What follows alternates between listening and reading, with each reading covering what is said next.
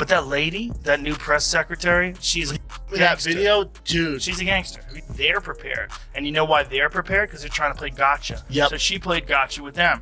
She checkmated them. She came in there with that Elon Musk flamethrower. Play that video. Watching this clip, I couldn't help but think how ironic that Whoopi Goldberg and Joy Behar and the rest of the ladies on The View spend their time calling Republicans the conspiracy theorists. But they have been wrong about everything they have said over the last couple of years. Karoline Leavitt, an unwavering supporter of free speech and a growing political powerhouse, recently filed a $500 million defamation lawsuit against The View. During a fire drill, the leftist talking heads are gripping their pearls as if they were at a wine party.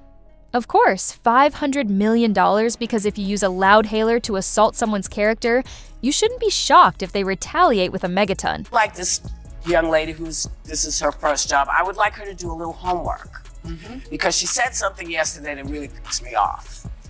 And that was, she said, there will be no wokeness here. Oh, yeah. Let me explain something to you, because without that wokeness, you might not have that job. I think she's probably been put in there because according to Donald Trump, she's a 10.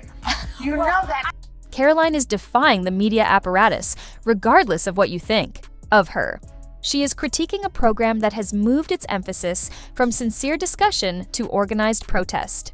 Let's face it, you might as well name call and keep the receipts if you're going to face criticism for having political integrity or for backing Trump. In fact, Karoline is doing just that. Absolutely not. Let me be unequivocally clear about that. And watching this clip, I couldn't help but think how ironic that Whoopi Goldberg and Joy Behar and the rest of the ladies on The View spend their time calling Republicans the conspiracy theorists. But they have been wrong about everything they have said over the last couple of years. They likened President Trump to Hitler. They have mocked him. They have shamed him. They have lied about him consistently on their show.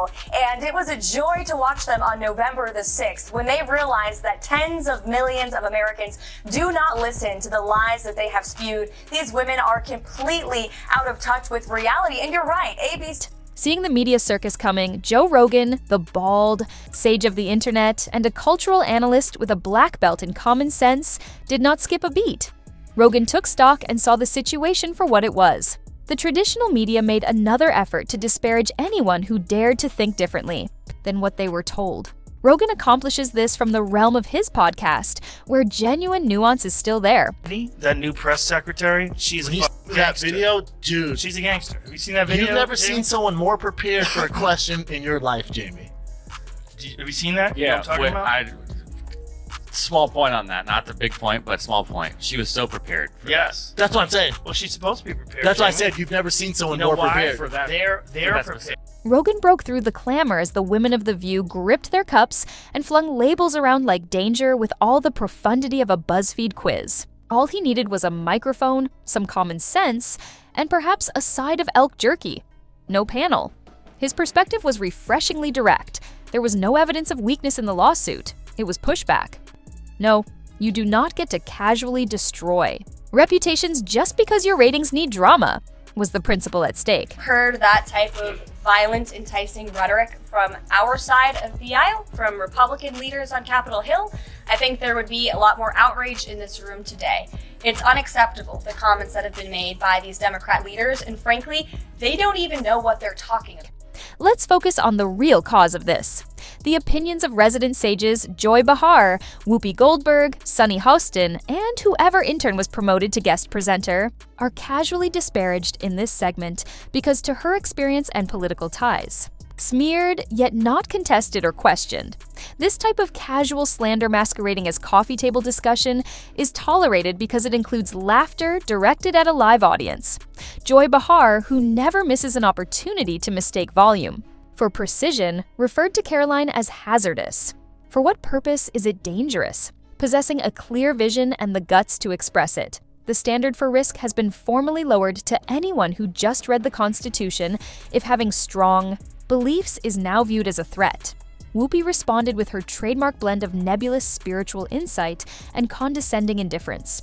That always seems like it was written in the parking lot of a Whole Foods. She is an expert at simultaneously expressing everything and nothing. While Sunny Hostin briefly put her legal degree away, she misused it by searching for beginners. Law on Google like a BuzzFeed intern. So Joy Behar went after Joe Rogan on The View, and he fired back spectacularly. You're worried about losing your job, and you're worried about podcasts taking over, and who's the source of news, and we said Donald Trump was Hitler, but half the country disagreed with us, and he won, and this is and Joe Rogan believes in drag.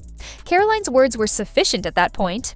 She didn't complain. She didn't turn around. She submitted a file. She refused to back down, and Joe Rogan saw it for what it is, a cultural moment.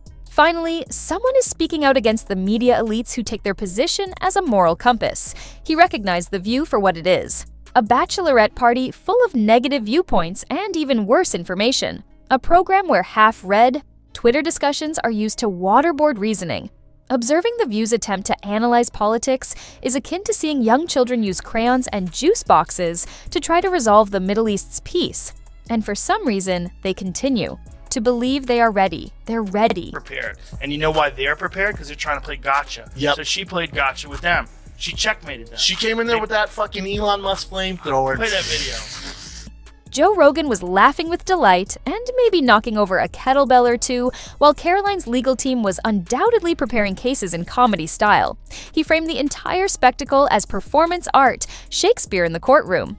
He, Bob, publicly commended Karoline for retaliating against the hate parade, albeit with less skill and more hashtags.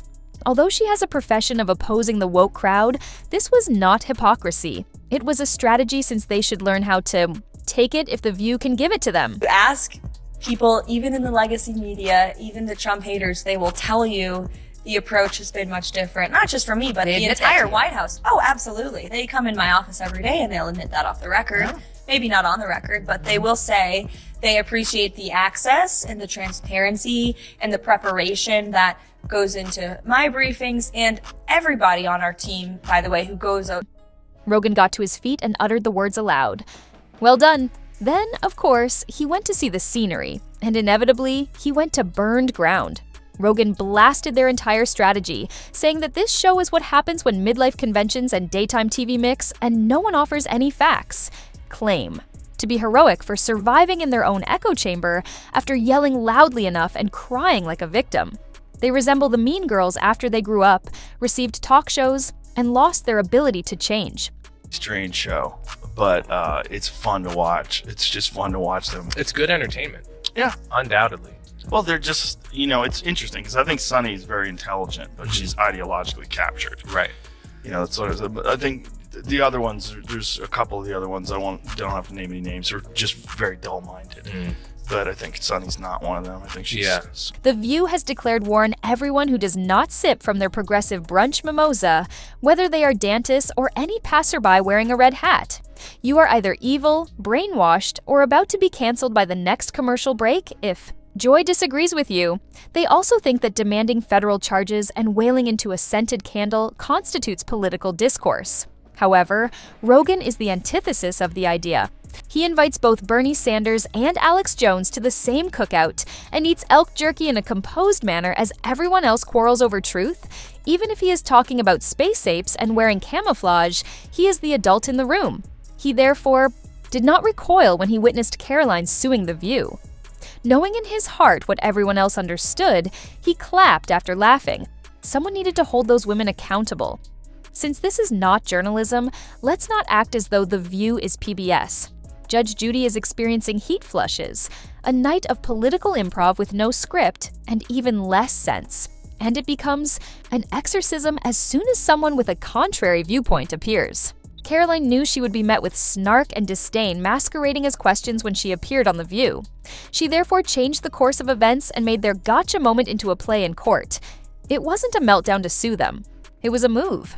An extremely successful move. People want us divided, and they aren't just here in this country. They're foreign adversaries who are infiltrating our social media because it is prudent for us to stay that way. So when you see something that really pisses you off, you should triple check that one. Yes. But I think that's why people like our show, because they know that we are checked by ABC News. But We're checked by everybody. Yeah, I mean, if we're wrong, we have, the legal note here.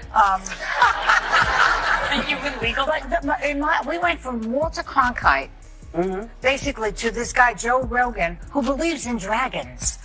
I checked it. He believes in dragons? He believes in dragons. Did you triple source that? Yes. Joe Rogan knew exactly what it meant. The goal of the action was not to establish a precedent. It was all about visibility and presence, taking over headlines like a cage fight. And Karoline Leavitt simply entered with subpoena-made brass knuckles. And because Rogan had seen The View perform the same trick for years, he not only understood that move, but also admired it. From behind a velvet rope of opinion, they hurl verbal haymakers, and the instant someone responds with something more powerful than a tweet, they run for cover. They cry bravery if one of them is able to quote, a Wikipedia page without blinking, censorship if you do not applaud, and misogyny if you criticize them. However, Karoline responded with a lawyer rather than sarcasm or a tweet. All of a sudden, the Vista was reaching for the smelling salts like Southern belles at a convention for truth. You would have thought Karoline had strode into the studio, brandishing a sword made of the Constitution. Furthermore, Rogan not only laughed but also approved of the mayhem. According to him, if The Viewpoint can spend every morning treating dissent as a personal slight and escalating small arguments into DEFCON 1 drama, they will not be allowed to complain when the drama recurs like a karma boomerang. The show that people love to hate. Yes, that's true. They get so much hate watching and hate watching viral clips of them saying ridiculous things. I mean, it is a rabies infested hen.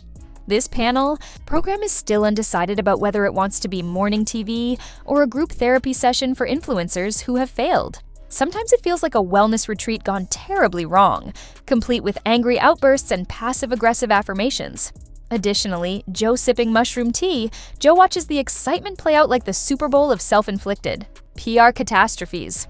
Rogan is aware that even if Karoline loses the lawsuit, she is already winning the narrative. She is presenting herself as the woman who survived the hydra of hysteria after taking a shot at it. Joe is not upset by the lawsuit, even though it sounds like a high school drama club trying to get a spot on CNN. He is simply upset that it did not occur sooner. Because these hosts appear more absurd, the more they play the victim whenever they are questioned. And right there, with a Spotify contract and a front row seat, is Rogan, the master of ludicrous monetization. This isn't a political dispute anymore. It's a fight of content. Only Joe is aware that he is already winning. This is what we'll call it: reality TV accompanied by egotism and arrogance. The truth is not being pursued by anyone here. Clout is being chased like it's on sale at Target. Furthermore, they are not upholding morals. They are protecting their remaining cultural importance, screen time, and Twitter usage. Yes. And that's their audience. Yes. Well, their audience is not really their audience. Their audience is a group of people they bring in to watch television shows. You know, I don't know if you've ever seen audiences before for TV shows, but a lot of them are paid. They're paid to be there. So, because they have to guarantee that there's going to be people there. So there's services that you hire. And when a show gets really, really popular, you know, like Letterman or something like that, obviously it has its own fan base. Right. Those people will try to get tickets before anybody else does. And in that case, they probably don't need to use a service anymore. They just get actual fans.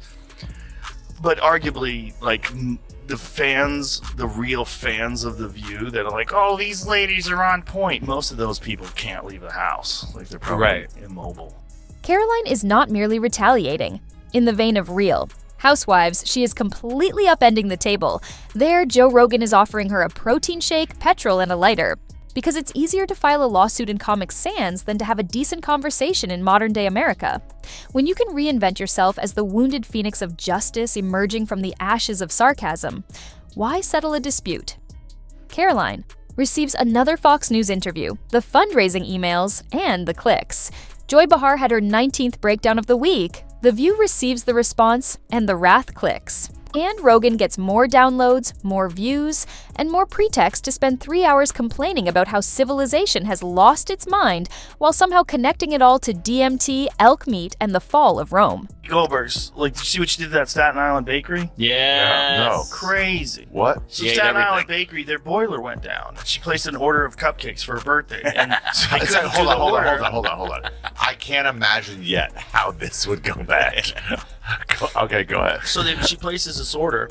They say, we can't promise you that we can do this because our boiler is down. So we can't fulfill this order.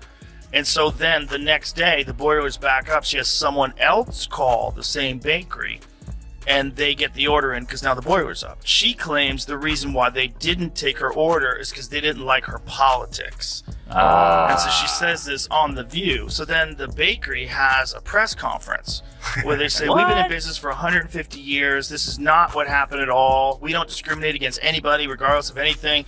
We just had a problem with our boiler, and she's singling it out a family-run business, and then there's a line around the block. It's not a democracy, it's court cosplay. During the day. Furthermore, Joe is merely the jester who recognizes the absurdity.